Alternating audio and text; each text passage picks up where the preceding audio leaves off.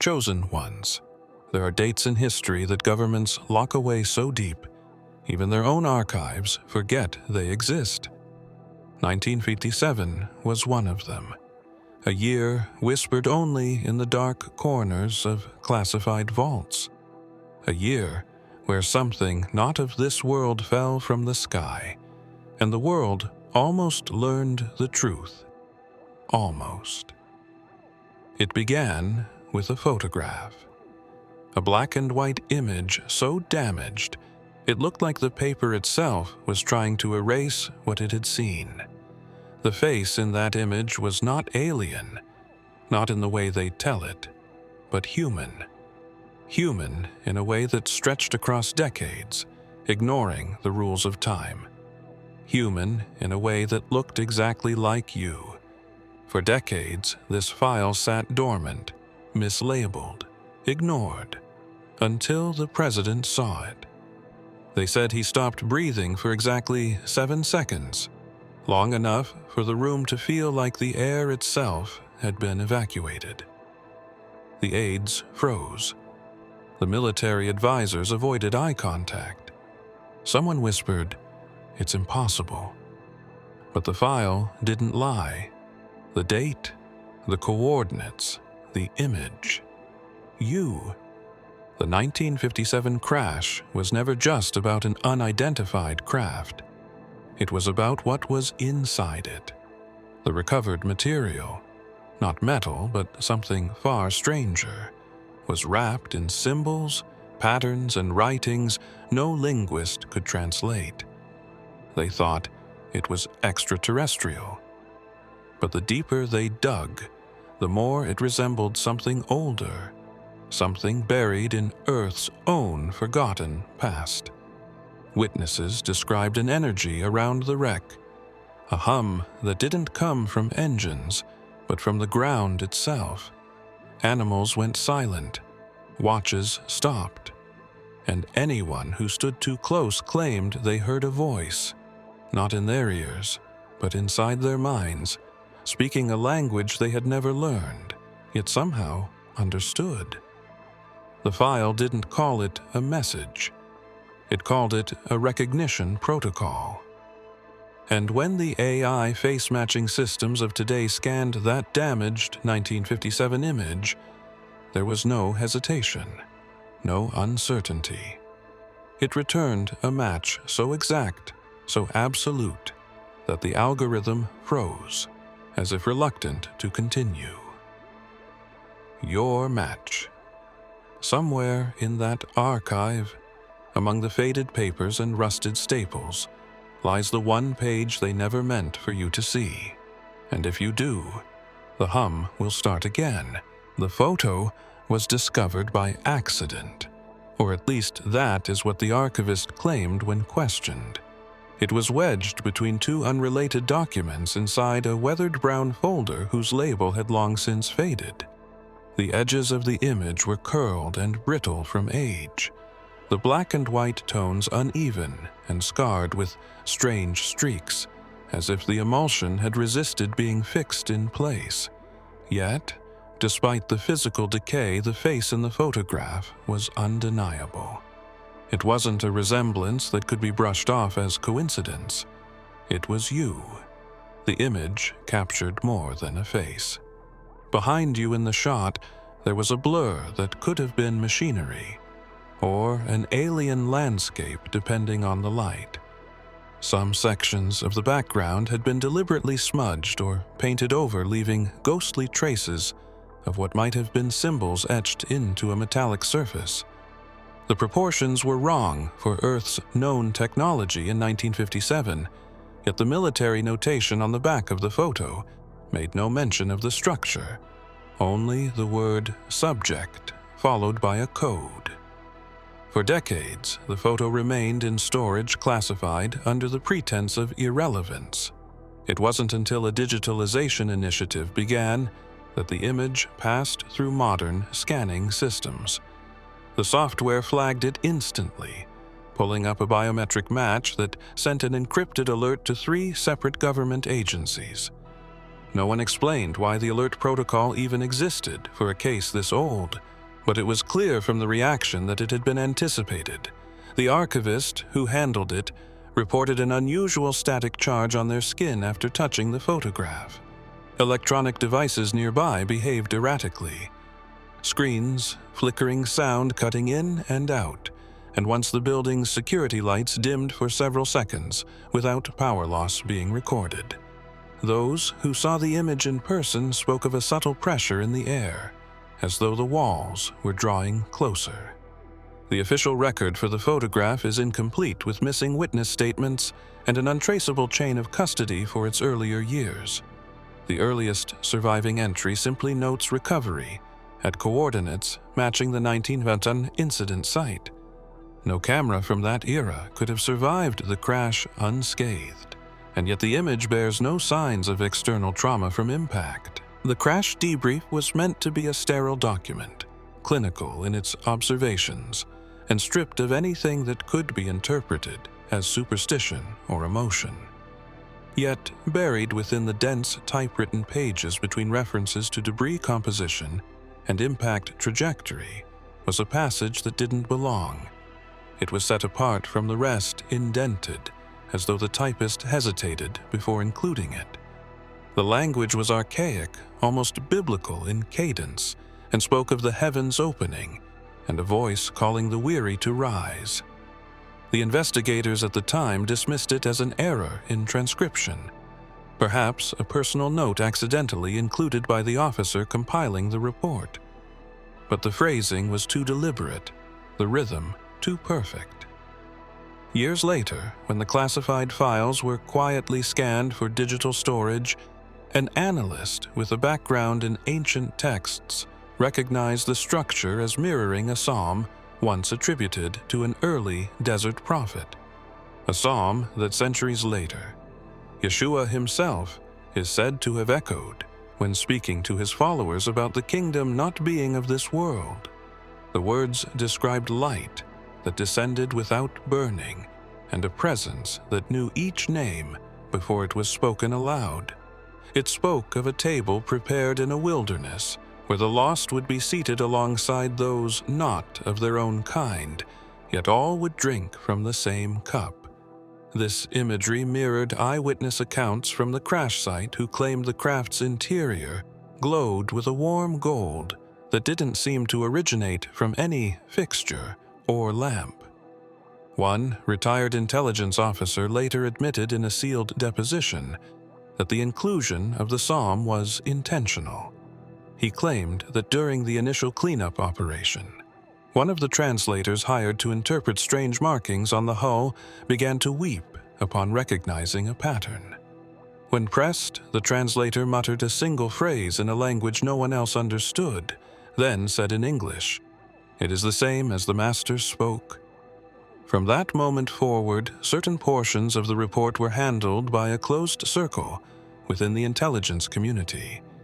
The psalm was never referenced in official briefings and never spoken of in interdepartmental correspondence. Yet the words remained buried like a seed waiting for the right moment to surface again. Somewhere in the remaining pages, another verse may be hidden, and if found, it could reveal why the crash was never about a simple accident in the sky. He was the last living civilian to claim he saw the 19-horse crash with his own eyes.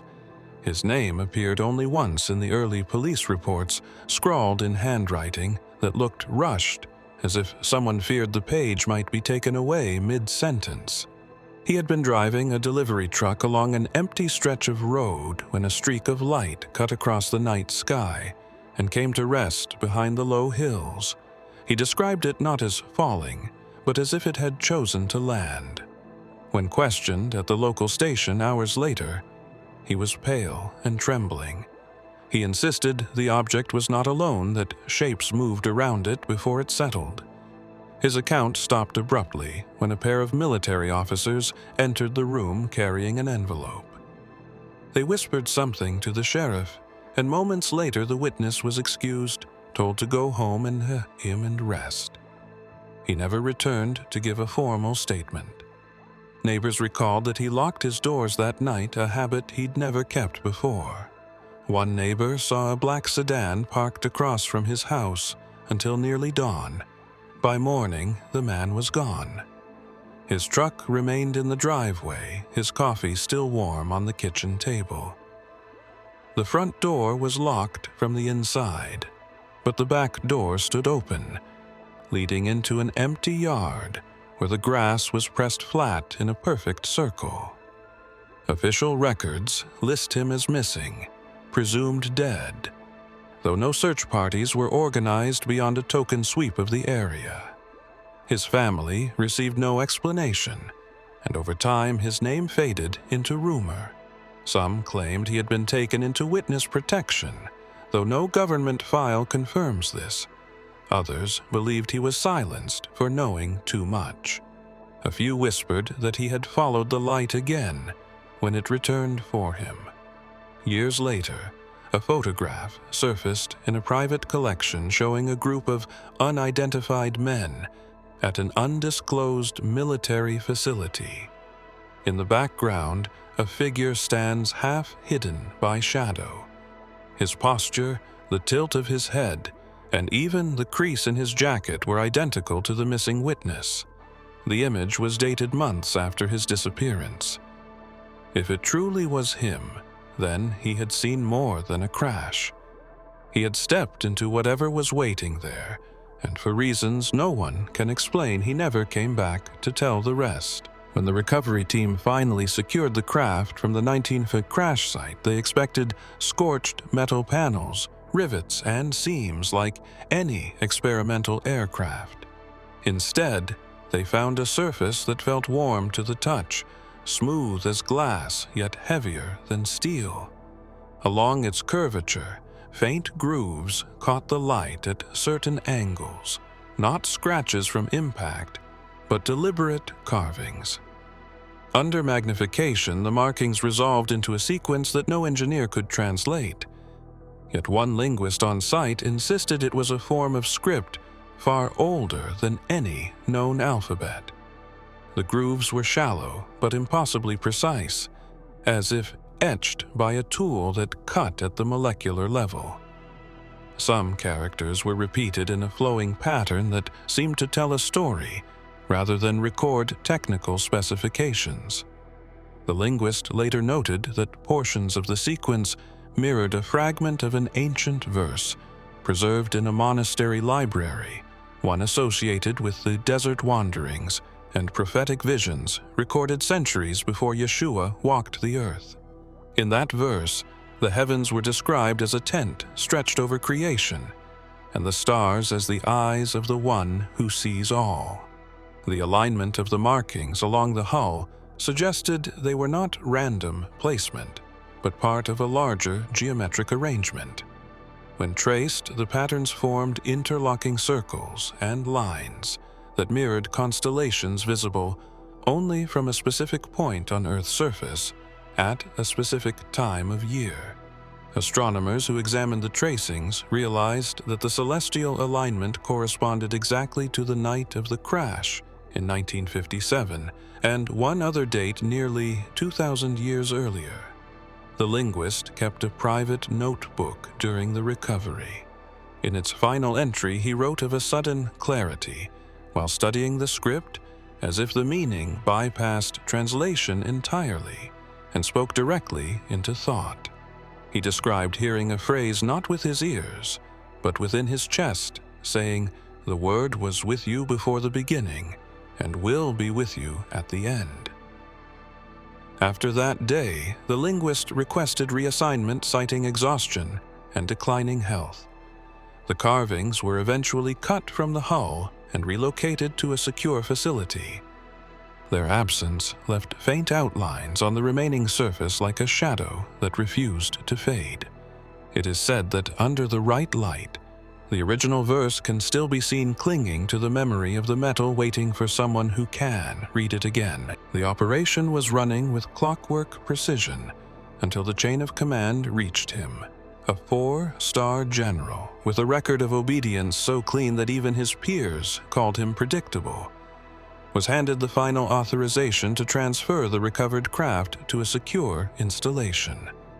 He read the order once, then again slower this time, as though searching for something hidden between the lines. Without a word, he set the document down and refused to sign. At first, his aides assumed it was a procedural objection, maybe a jurisdictional dispute over which branch would handle the transport. But when pressed, he simply said it cannot go where they want it to go. The phrasing unsettled the room. He did not say should not or will not. He said cannot, as if some unseen limitation had already been set into motion. Witnesses recalled that his refusal triggered an immediate escalation. Communications officers began making calls on secure lines. Men in plain clothes arrived within the hour, bypassing standard protocol. Yet, through it all, the general remained seated at his desk, hands folded, eyes fixed on the classified folder in front of him. When one of the plain-clothed men attempted to slide the authorization sheet back toward him, the general pushed it away without touching it directly. Rumors spread later that he had been at the 1957 crash site in its earliest hours, though his service record makes no mention of it. Some claimed he had seen something inside the craft, something that convinced him it belonged neither to the military nor to any government on Earth. Others whispered that he had heard a sound there that night, a low resonance that still followed him in quiet rooms decades later. The official account states that he retired shortly afterward, citing health concerns. Off the record, a junior officer swore that before leaving the building, for the last time, the general paused in the doorway and said, "If you move it, you will wake it, and if you wake it, you will not control what happens next." The transport proceeded without his signature, but within days, unexplained delays began to plague the operation. Equipment failed without cause. Convoys rerouted for reasons no one could verify. By the time the craft reached its final destination, the route it had taken no longer matched any approved plan, as though it had decided for itself where it would be kept. The autopsy was conducted in the deepest wing of a restricted facility, where no windows broke the sterile walls, and every surface gleamed under cold fluorescent light. Only a handful of personnel were allowed inside, and each signed a non-disclosure agreement that effectively erased the event from public reality. The subject on the table was not human, yet its form was not entirely alien either, bearing a symmetry and proportion that unsettled the surgeons. Instruments recorded faint pulses of energy from its tissue, long after biological death should have erased all activity. During the third hour of examination, one of the assistants noticed an anomaly forming on the subject's chest. At first, it appeared to be a discoloration, a faint shadow beneath the skin.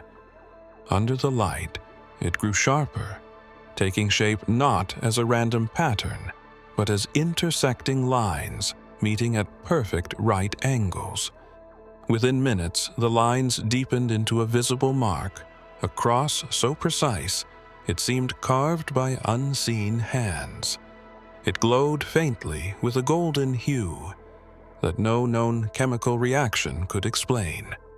One of the observers, a military chaplain assigned for psychological oversight, stared at the mark in silence, before quietly reciting words that the lead surgeon later recognized from the gospel accounts of Yeshua's crucifixion. The chaplain claimed the symbol was not merely a mark, but a seal, one that had appeared in visions recorded by desert prophets and mirrored in certain early Christian texts, describing the return of the Son of Man. His voice trembled when he said it was a sign of belonging, not ownership. The cross remained for the rest of the procedure unaffected by the sterilizing agents used on the body. Sensors detected a faint harmonic resonance emanating from it, a tone just outside the range of human hearing, yet felt as a vibration in the chest. Several personnel reported dreams that night of a vast expanse of light and a figure standing at its center, arms extended, not in warning, but in welcome. When the autopsy was complete, the cross faded slowly until only a faint warmth lingered on the skin. The body was sealed in a cryogenic chamber and relocated to an undisclosed vault. The chaplain was reassigned without explanation, and his notes on the event were removed from the official record. Still, the surgeons who were there swear the mark was no illusion, and that it was not meant for them, but for someone yet to come. The reel-to-reel recorder was found in a metal case stamped with the recovery operations insignia. Dust coated its surface, and the edges of the case were scuffed as though it had been dragged rather than carried. No one knew why it was left in a forgotten storage room decades after the 1907 incident, but the label on the tape inside read simply, "Playback only." The first attempt to listen to it failed. The recorder's wiring was corroded, and its power cord had been cut cleanly, as if deliberately rendered unusable. A technician suggested transferring the reel to another unit, but the moment he touched the spool, the recorder came to life. No one had plugged it in. The reels began to turn with a steady, deliberate motion, and the room filled with a low hum that felt more like a vibration under the skin than a sound through the ears. What played was not human speech. The tone rose and fell in layered harmonics, like multiple voices speaking at once, none of them in a language anyone could identify.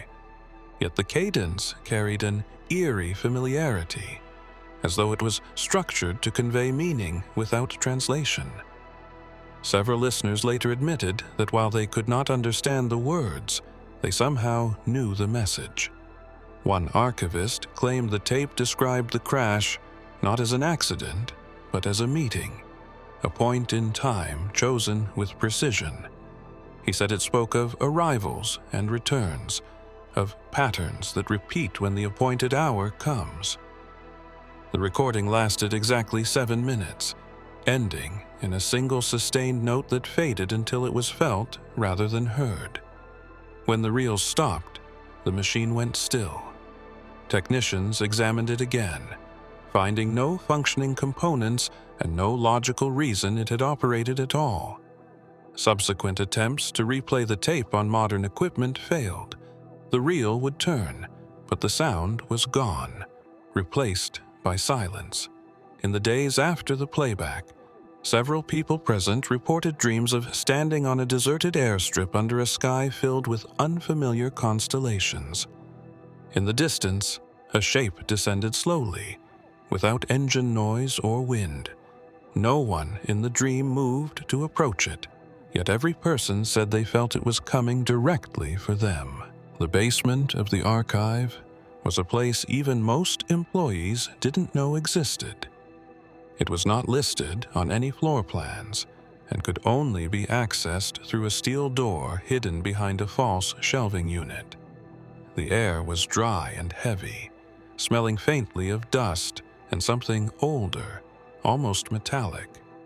Along one wall sat a row of reinforced crates, each sealed with thick wax impressed with an emblem no one could identify.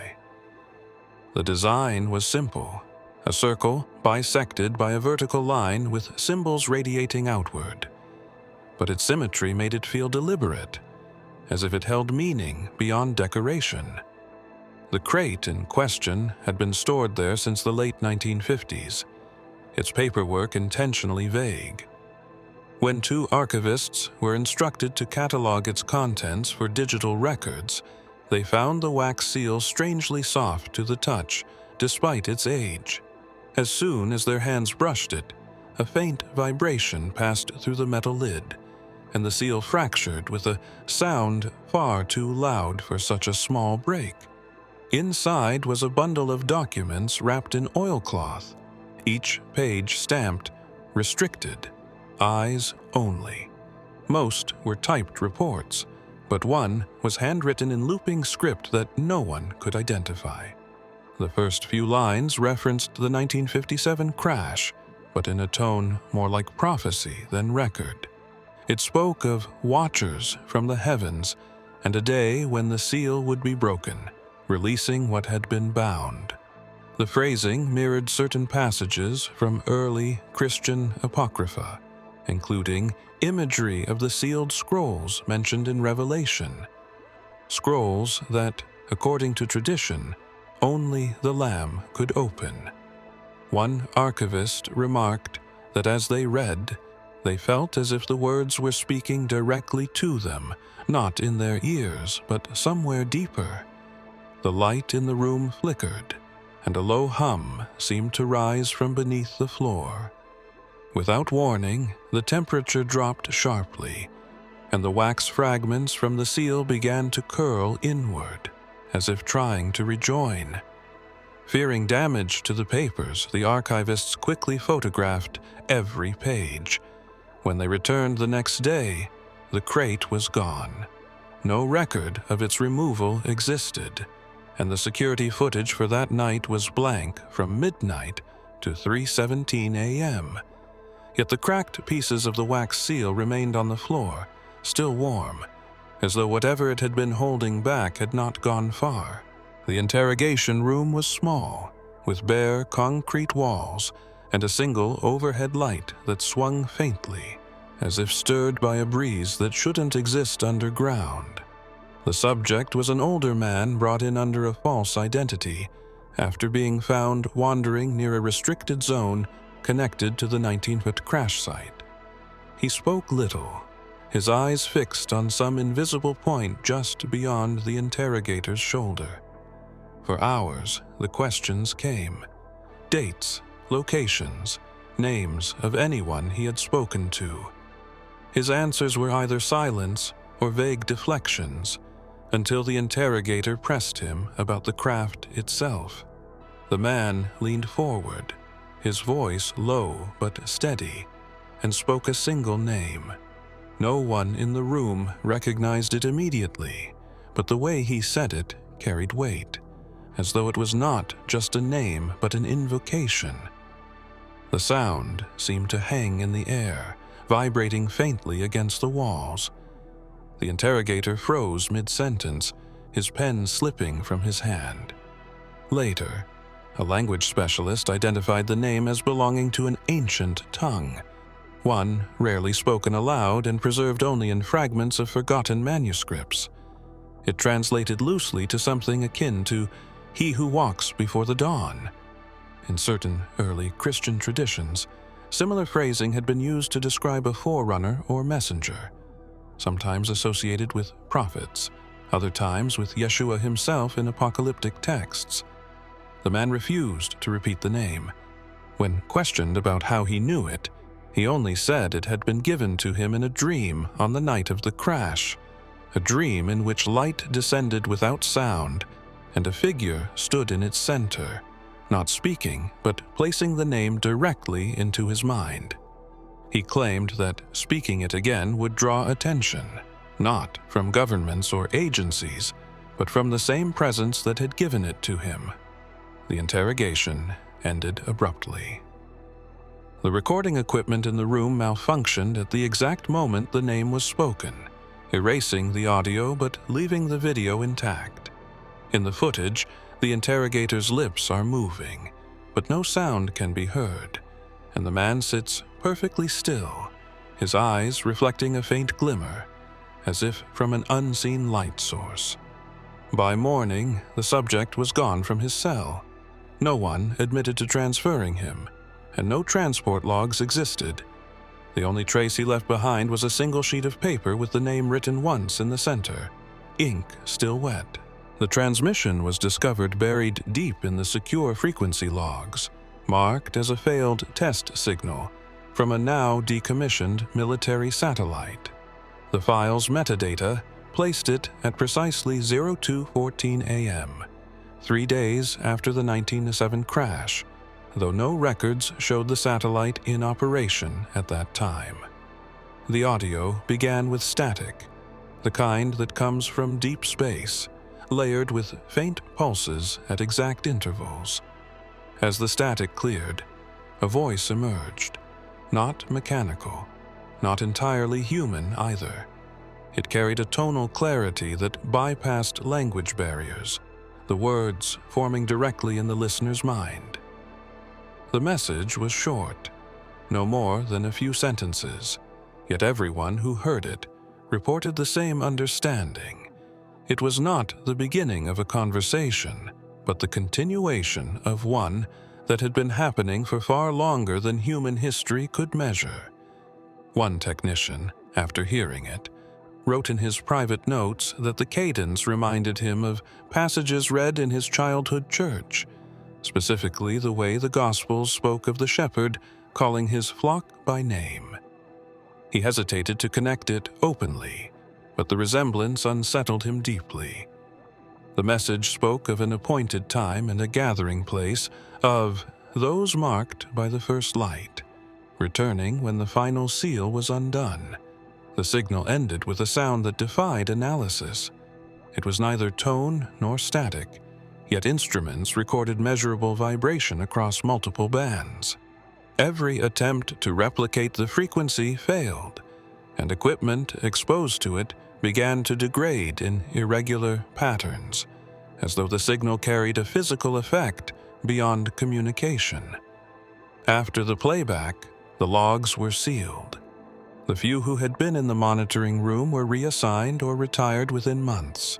The original equipment used to receive the transmission was dismantled, its components scattered to unrelated facilities. The only surviving copy of the recording was stored on magnetic tape in a black case marked with a single word: await.